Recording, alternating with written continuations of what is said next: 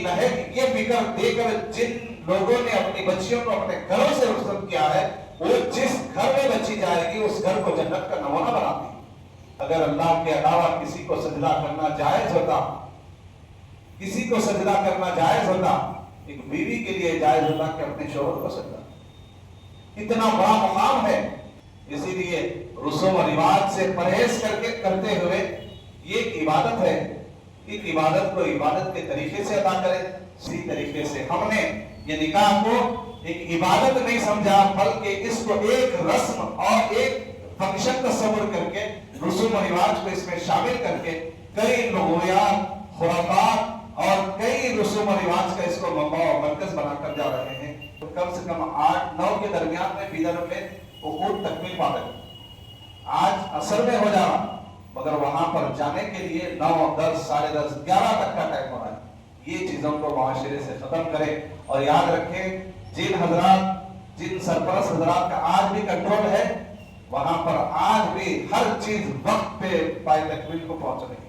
और बीवी के लिए भी हुजूर अलैहिस्सलातु वस्सलाम ने इरशाद फरमाया कि जो औरत 5 वक्त नमाज पढ़ती है, फर्ज नमाज अदा करती है, रमजान के फर्ज रोजे रखती है और अपने शोहर के गायबाने में अपनी इज्जत आबरू की हिफाजत करती है और अपने शोहर की इताअत फरमाबरदारी करती है, तो ऐसी औरत के लिए अल्लाह के रसूल सल्लल्लाहु अलैहि वसल्लम ने इरशाद फरमाया कि जन्नत की तरफ जाएगी तो जन्नत के 8 दरवाजे उसके लिए खोल दिए जाएंगे। जिस दरवाजे से चाहे जन्नत में दाखिल होने की उसे इजाजत हो, 8 दरवाजे खोल दिए जाएंगे।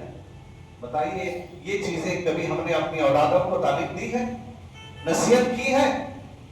आज हम 6-6 महीने पहले से, 1 साल पहले से सामान्य जहेज की फिक्र में लगे हुए रहते हैं। कभी वालिदैन बिठाकर अपनी औलाद को, अपने बेटों को ये तरबियत दी है कि बेटा, जो लड़की तेरे घर आ रही है वो तेरे नस्ल की बका है, वहां से नस्ल परवान चढ़ने वाली है और तेरे दीन की तकमील का जरिया है, तेरे ईमान की तकमील का जरिया है। और घरदार, भाई बहन, खानदान, कबीला, हर चीज को छोड़कर तेरे लिए आ रही है, तो लिहाजा तेरी जिम्मेदारी ये बनती है कि हर चीज से ज्यादा उसका ख्याल रखना, ये तेरा फर्ज बनता है, अखलाकी फरीदा बनता है, तेरी दीनी मजहबी जिम्मेदारी बनती है। और लड़की को जब हम रुखसत करते हैं, रुखसत करने से पहले कभी हमने नसीहत की है कि बेटी, जिस घर में जा रही है, यहाँ जो शोहर है तेरा, उसका वो मुकाम और मर्तबा है।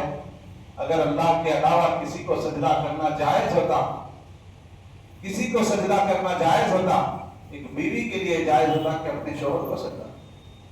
इतना बड़ा मुकाम है, कभी उसके हुक्म की खिलाफवर्जी नहीं करना, कभी जो है उसको नाराज नहीं करना, कभी जो है उसके साथ हमदर्दी जिद्दी पर नहीं बनना और उसकी इताअत फरमाबरदारी आप पे फर्ज है। कभी हमने ये चीजों की नसीहत की है अपने बच्चियों को? और ये हदीस शरीफ सुनाकर बेटी, शोहर की इताअत फरमाबरदारी करने से अल्लाह सुब्हानहू व तआला तेरे लिए जन्नत के 8 दरवाजे खोल देता है।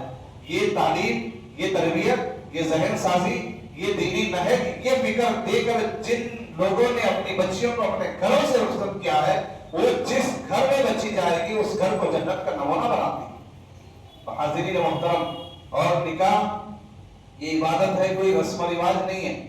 और इसमें आज निकाह के नाम पर कितने रस्म रिवाज हो रहे, लग़वियात हैं, कभी कितने रस्म हैं। आप मुझसे बेहतर जानते हैं कि कितने रस्म, साचक की है, हल्दी है, मेहंदी है, ये सारी चीजों में अपने वक्त को बर्बाद कर रहे हैं। और याद रखिए, जिस काम को अल्लाह और उसके रसूल के हुक्म के मुताबिक अंजाम दिया जाता है, वो काम में अल्लाह सुब्हानहू व तआला अपनी रजा, खुशनुदी, रहमतें, बरकतें अता फरमाता है। और जिस काम में अल्लाह और उसके रसूल के तरीके के खिलाफ अंजाम दिया जाता है, उस काम से बरकतें उड़ जाती है, अल्लाह की रजा उसमें शामिल हाल नहीं होती। इसीलिए रसूम और रिवाज से परहेज करते हुए ये एक इबादत है। इस इबादत को इबादत के तरीके से अदा करें, सुन्नत को सुन्नत के तरीके से अदा करें, तो यकीनन ये निकाह करना भी इबादत बन जाएगा, वलीमा करना भी इबादत बन जाएगा। आप देखिए, वुजू जो है 1400 साल पहले से जो वुजू है आज भी वही है, क़यामत तक वही वुजू। हमने उसको इबादत समझा। नमाज, हमारा दिल कह रहा है कि चलो आज असर में 4 की बजाय 5 पढ़ लेंगे, आपकी नमाज नहीं होती।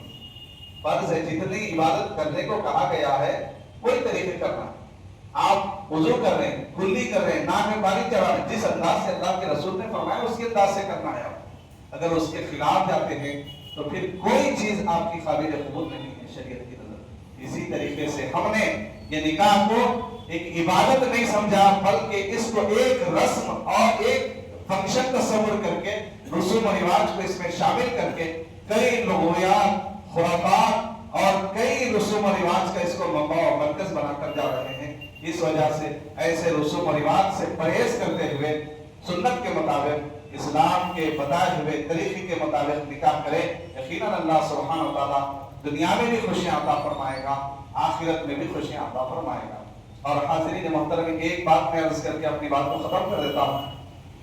الحمدللہ آج تقریباً نکاح جو ہے مساجد میں منعقد ہو رہے ہیں, مساجد میں منعقد ہو رہے ہیں. بہت اچھی بات ہے. حضور نے ارشاد فرمایا کہ عالم النکاح وجعلوہ فی المساجد, نکاح کا اعلان کرو اور نکاح کی محافل کو مسجدوں میں منعقد کیا کرو. یہ مقدس ترین جگہ ہے دنیا میں, سب سے بہترین جگہ. حدیث شریف میں بھی آیا ہے اللہ کے پاس سب سے پسندیدہ جگہ اگر کوئی ہے تو وہ مسجد ہے, اللہ کا گھر.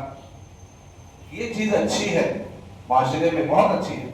مگر اس کے ساتھ ساتھ آپ دیکھیں جب ہم فنکشنات جانے کا وقت آتا ہے, کبھی 9 بج رہے ہیں, 9:30 ہو رہے ہیں, 10 ہو رہے ہیں, 10:30 تک فنکشنات پر پہنچ رہا.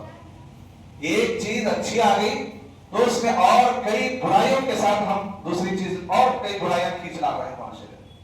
تو حاضرین محترم, اگر آپ کو مغرب کے ساتھ ہی جانا ہے تو مغرب میں کریے. اگر آپ کو تھوڑی تاخیر سے جانا ہے, جو وقت دیا ہے آپ نے, آپ عشاء کے بعد کریے, مسجد میں عشاء کے بعد کر کے رخصت ہو جائیے. پہلے تو ایسا ہوتا تھا کہ فنکشنات میں اب ہوتا چلو سب لوگ انتظار کرتے وقت کم سے کم 8-9 کے درمیان میں فیدر میں عقود تکمیل پا گئے. آج عصر میں ہو جا رہا, مگر وہاں پر جانے کے لیے 9, 10, 10:30, 11 تک کا ٹائم ہو رہا ہے. یہ چیزوں کو معاشرے سے ختم کریں اور یاد رکھیں جن حضرات, جن سرپرست حضرات کا آج بھی کنٹرول ہے, وہاں پر آج بھی ہر چیز وقت پہ پائے تکمیل کو پہنچ رہی ہے. اور جن کے یہاں سرپرستوں کا کوئی کنٹرول نہیں ہے, آج بھی ان کی ہر چیز بدنظمی کا شکار ہوتی جا رہی ہے. اللہ ہم سب کی حفاظت فرمائے اور تمام ہمارے چیزوں کو حضور علیہ الصلوۃ والسلام کے سنت کے مطابق ادا کرنے کی توفیق عطا فرمائے. اس نکاح میں برکت عطا فرمائے, اپنی بارگاہ میں مقبولیت عطا فرمائے اور عاقبین میں الفت, محبت اور نیک صالح اولاد عطا فرمائے.